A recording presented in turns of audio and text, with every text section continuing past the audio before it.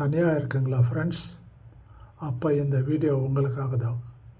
நானும் தனியாக தான் இருக்கேன். தனியாக இருக்கிறது ஒரு வரன்.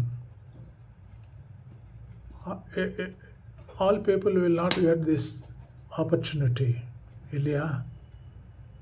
ஸோ தனியாக இருக்கிறது ஒரு சாபமாக நினைக்காதுங்க. It is a boon. Friends, request, like, share and subscribe. Support us.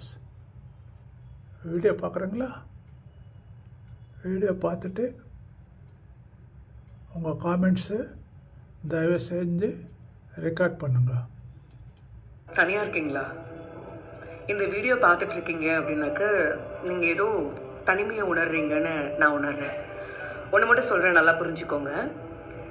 நம்ம கஷ்டத்தை சொல்லும்போது அதை சரியாக புரிஞ்சிக்க கூட இல்லாதவங்க கிட்ட, சரியாக காது கூட கொடுத்து கேட்காதவங்க கிட்ட சொல்லாதங்க. நம்ம போயிட்டு கஷ்டத்தை சொல்கிறத விட நம்ம அமைதியாக இருக்கிறது எவ்வளோ பெட்டர். தனியாக இருக்கிறது ஒன்றும் அவ்வளோ பெரிய தப்பெல்லாம் கிடையாது. நல்லதுங்க. தனிமை நம்ம யாரு அப்படிங்கிறது நமக்கு உணர்த்தக்கூடிய ஒரு அற்புதமான ஒரு வரம். ஜெயிச்சவங்க நிறைய பேர் தனியாக இருந்து ஜெயிச்சிருக்காங்க. நீங்கள் தனியாக இருந்தீங்கன்னா ஜெயிச்சுங்கன்னு தான் அர்த்தம்.